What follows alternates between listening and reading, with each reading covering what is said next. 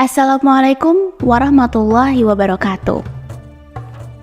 Kali ini kita akan membahas mengenai seorang tokoh sejarawan muslim terkemuka yang dianggap oleh sebagian besar orang sebagai bapak ilmu sosial.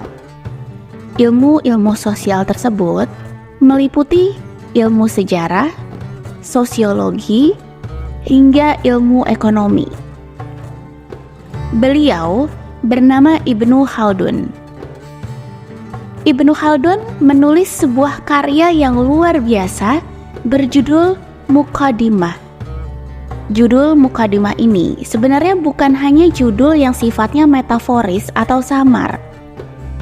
Muqaddimah sendiri adalah buku pengantar untuk seri judul yang jauh lebih besar yang disebut sebagai Kitab Al-Iqbar.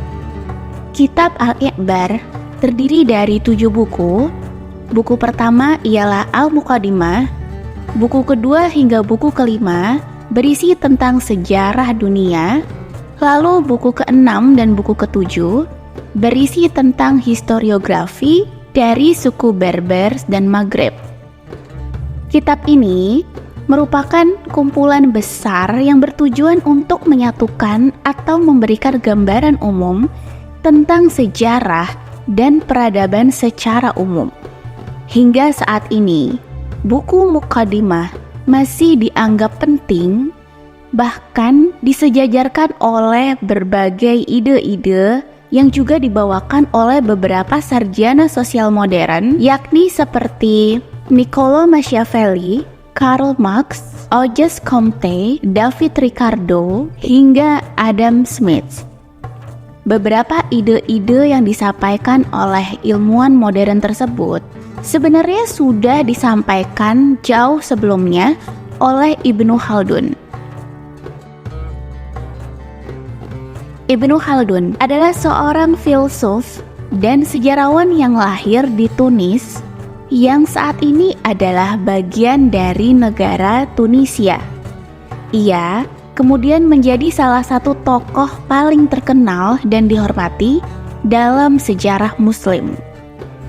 Agar dapat memahami siapa sebenarnya Ibnu Khaldun beserta karya-karyanya, konteks tentang di mana dan bagaimana beliau hidup sangatlah penting.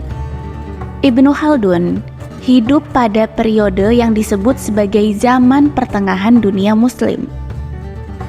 Pada kala itu, Kekhalifahan Abbasiyah yang kadang disebut sebagai periode klasik menguasai sebagian besar dunia Muslim dari sekitar tahun 750 Masehi hingga 1258 Masehi.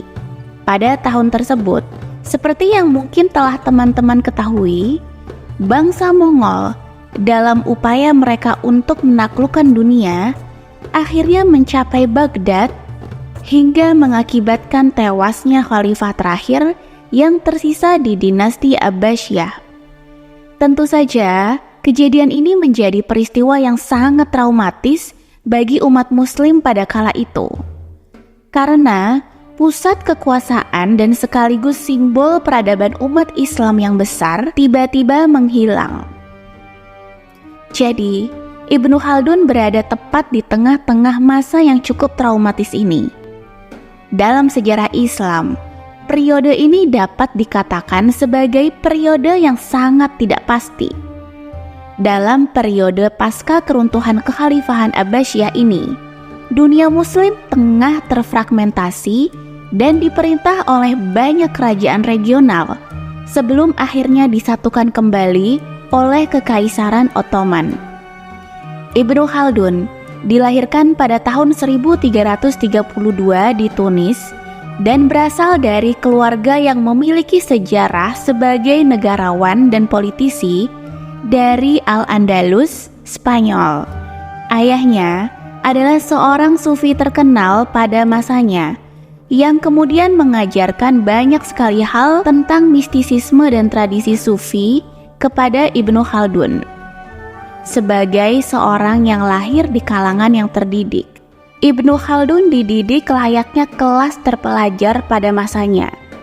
mulai dari hafalan Al-Quran, hadis, puisi, tata bahasa, retorika, dan hukum.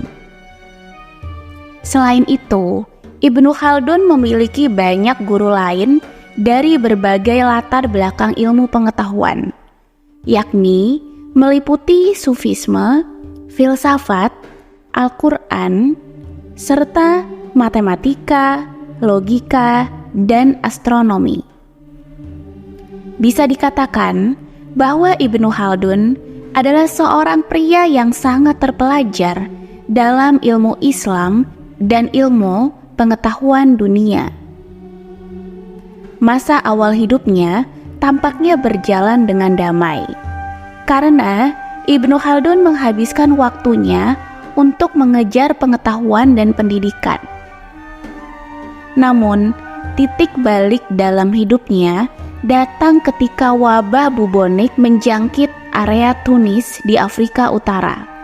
Wabah ini, yang dikenal dengan sebutan pes, juga mempengaruhi seluruh dunia, termasuk Afrika Utara dan Tunis. Ketika wabah tersebut tiba, hampir seluruh keluarga Ibnu Khaldun tewas, kecuali beberapa saudara kandung dan para gurunya. Pada saat itu, Ibnu Khaldun yang masih berusia 17 tahun kehilangan kedua orang tuanya. Ia menyatakan bahwa pada pertengahan abad ke-14, peradaban di timur dan barat diserang oleh wabah mematikan yang menghancurkan bangsa-bangsa dan membuat populasi menghilang.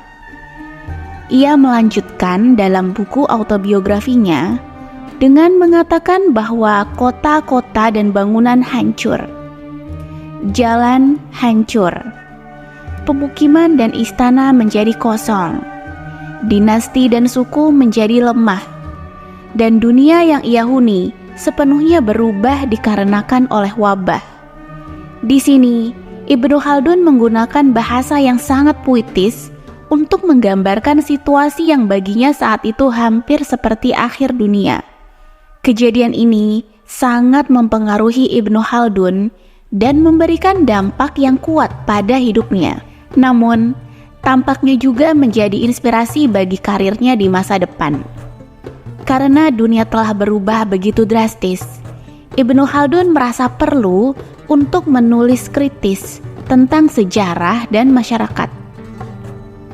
Ibnu Khaldun adalah sosok yang penuh dengan ambisi.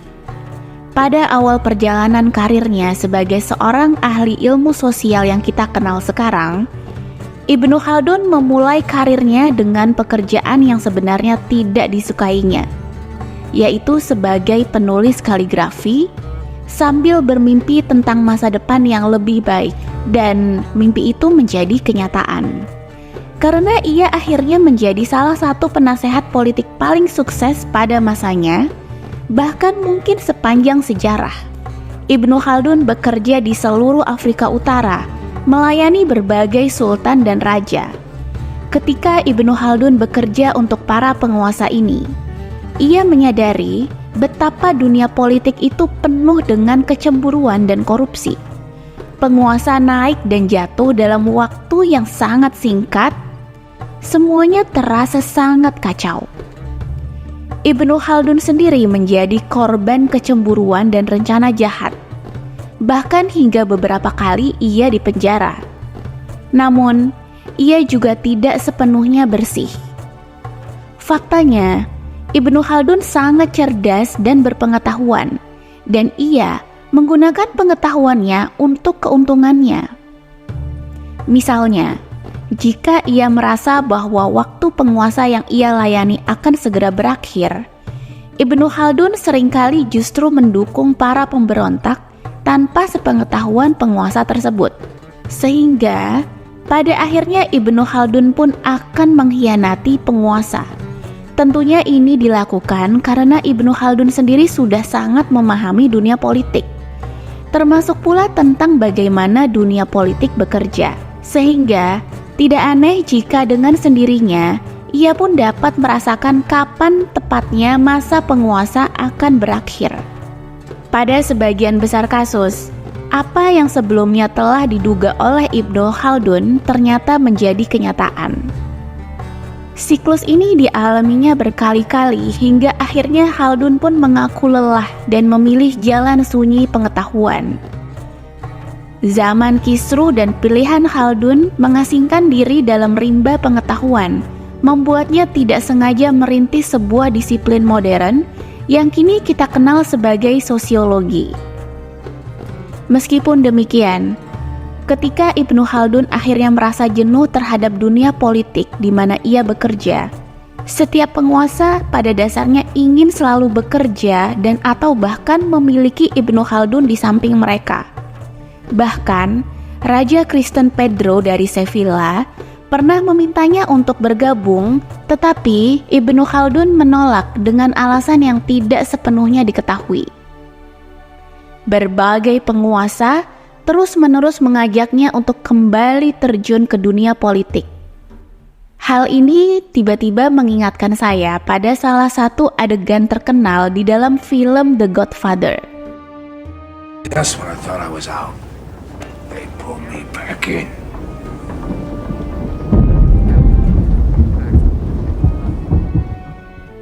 Menyadari kondisi yang dihadapi oleh Ibnu Khaldun ini, sebenarnya akan muncul rasa kasihan padanya. Di beberapa titik dalam hidupnya, Ibnu Khaldun benar-benar mencoba untuk mundur, tetapi ditarik kembali oleh berbagai sultan yang berbeda. Pada tahun-tahun terakhir hidupnya, ia tinggal di Mesir, di Kairo, sebagai seorang kadi atau hakim. Ibnu Khaldun adalah perwakilan utama dari sekolah hukum Maliki dalam hukum syariah Islam untuk sultan yang berkuasa pada kala itu. Pada masa-masa itulah, Ibnu Khaldun terlihat cukup puas dengan hidup yang dijalaninya. Namun, di Kairo pun seseorang tidak dapat menghindari korupsi politik yang telah ia hadapi sepanjang hidupnya. Ibnu Khaldun menolak tunduk pada korupsi dan bahkan secara aktif melawan praktik-praktik tersebut. Akhirnya, tidak aneh jika sepak terjang Ibnu Khaldun membuatnya memiliki banyak sekali musuh, kecuali sultan sendiri sebagai penguasa yang biasanya akan tetap mendukungnya setidaknya selama mereka berkuasa. Namun, kebahagiaan dan kehidupan yang damai akhirnya terhenti ketika sebagian besar keluarganya, termasuk istri dan beberapa anaknya, meninggal dalam kecelakaan di laut.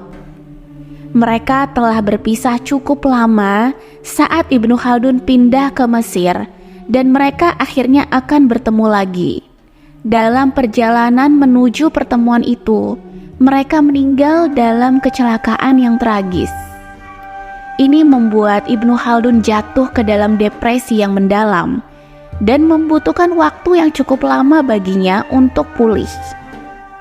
Ini adalah sisi manusiawi yang bisa membuat kita melihat pria di balik karyanya dan mulai melihatnya sebagai seorang individu daripada sosok legendaris yang seringkali dihadapkan kepada kita.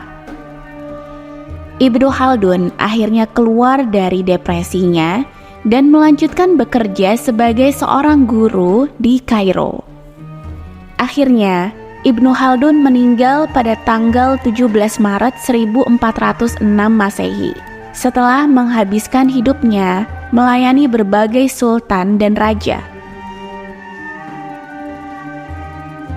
Muqaddimah adalah karya yang besar dengan banyak sekali isi yang tentunya tidak mungkin dapat saya jelaskan dalam satu kali bahasan. Salah satu aspek sentral dalam teori politiknya ialah yang disebut dengan asabiyah.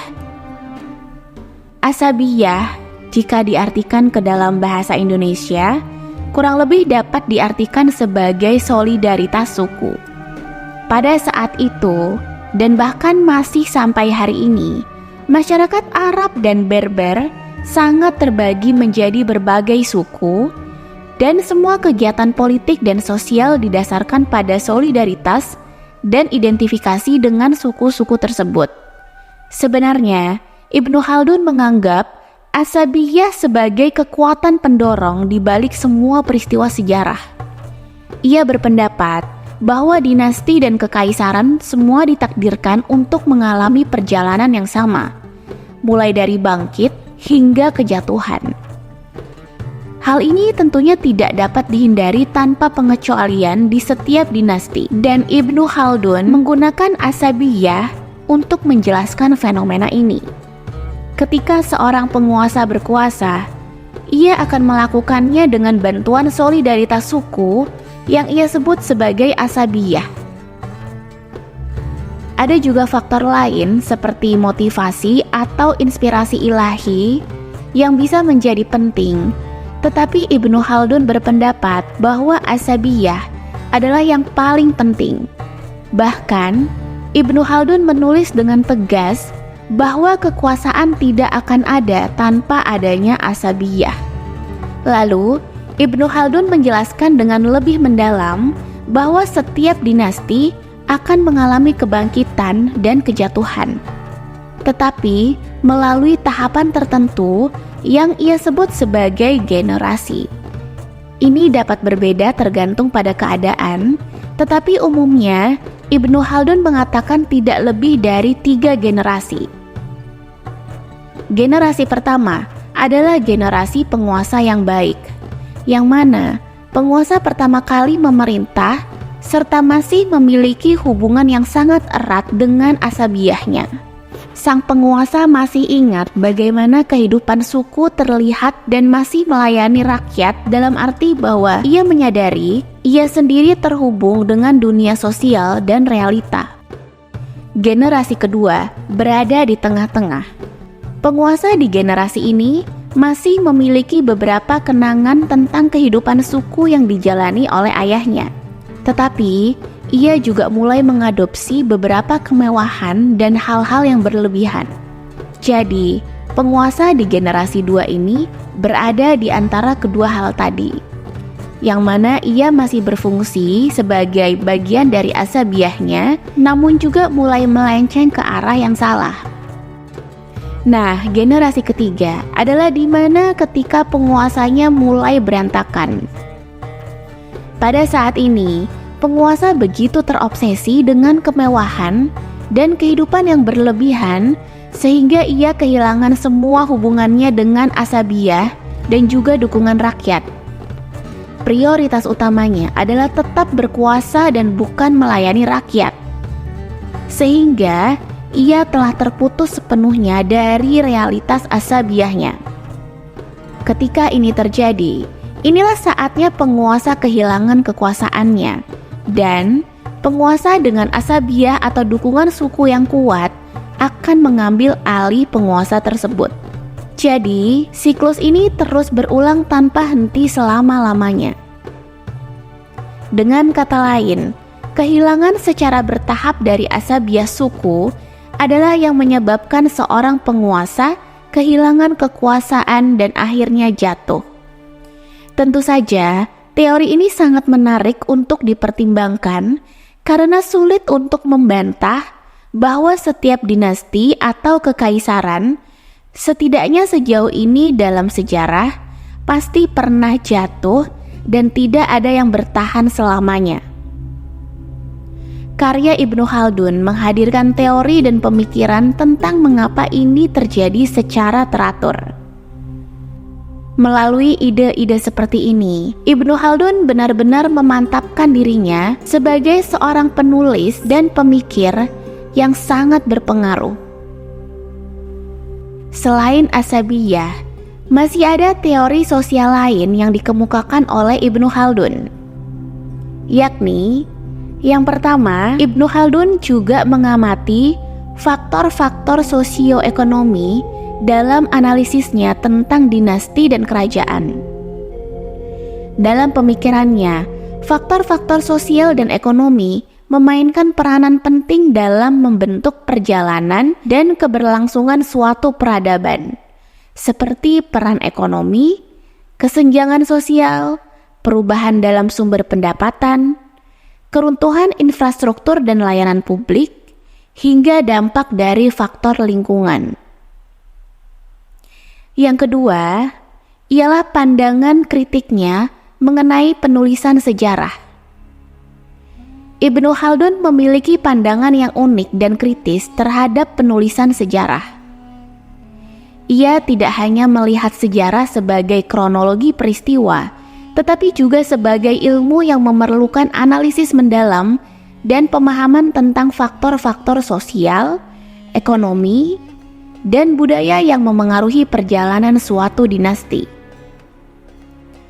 Menurutnya juga, penulis sejarah bukan hanya sekedar menceritakan peristiwa tanpa memberikan analisis mendalam tentang faktor-faktor penyebab di balik suatu peristiwa.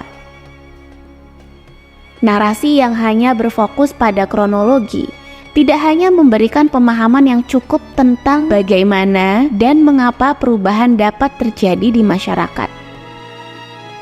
Namun, masih ada beberapa bagian dalam buku Ibnu Khaldun yang menunjukkan keterbatasan zaman dan tempatnya. Ini menjadi pengingat bahwa kita tidak bisa memisahkan Ibnu Khaldun dari konteks masa hidupnya, terlepas dari kejeniusannya dalam berbagai area ilmu pengetahuan. Ada bagian dalam bukunya misalnya yang menggambarkan orang Afrika hitam dengan cara yang kurang menguntungkan. Pada bagian ini, Ibnu Khaldun mencoba menghubungkan apa yang ia sebut sebagai emosi besar dari populasi Afrika dengan iklim panas di mana mereka tinggal, serta menghubungkannya dengan budaya ketika meminum anggur. Ini adalah pandangan yang tidak hanya dianggap nyeleneh oleh para sarjana modern, tetapi juga cukup merendahkan dan membuat kita ingat bahwa meskipun Ibnu Khaldun berbakat dalam berbagai hal, kita tidak dapat melupakan konteksnya. Menghilangnya Ibnu Khaldun dalam peta pengetahuan ilmu sosial barat adalah hal yang tidak lazim, apalagi ketika ilmuwan-ilmuwan seperti Ibnu Rushd dan Ibnu Sina telah dianggap sangat berjasa di dunia modern. Syed Farid Al-Atas, guru besar sosiologi pada National University of Singapore, dalam sebuah makalahnya yang dikutip oleh tirto.id menyebutkan bahwa pelupaan Ibnu Khaldun disebabkan oleh pandangan bahwa Baratlah yang merintis ilmu sosial, suatu pandangan yang berkembang bersamaan dengan kolonialisme yang juga memanfaatkan ilmu sosial sebagai alat kekuasaan. Namun, Al-Atas juga menambahkan bahwa pada zaman ketika Ibnu Khaldun hidup, murid-muridnya tidak tertarik menerapkan gagasan-gagasan Khaldun untuk membaca masyarakat mereka sendiri, apalagi mengembangkan keilmuannya. Menganggap bahwa Ibnu Khaldun sebagai pemikir modern yang terjebak dalam zaman yang tidak tercerahkan sangatlah berbahaya. Ini bukan hanya cara yang berbahaya untuk memandang sejarah, tetapi juga menghancurkan pencapaian dunia Muslim abad pertengahan. Memisahkan Ibnu Khaldun dari konteks hidupnya dan menempatkannya dalam narasi modern akan menciptakan gambaran era Ibnu Khaldun adalah masa yang tidak tercerahkan atau kurang dalam pemikiran. Namun demikian, Ibnu Khaldun adalah sosok penting dan menarik yang pantas mendapatkan lebih banyak waktu untuk dipelajari dengan benar. Kami harap teman-teman setidaknya dapat menikmati pemahaman singkat tentang dunia dan karya dari Ibnu Khaldun. Semoga kisah dan paparan kali ini dapat memberikan manfaat. Mohon maaf jika masih terdapat banyak kekurangan di dalam penyampaian.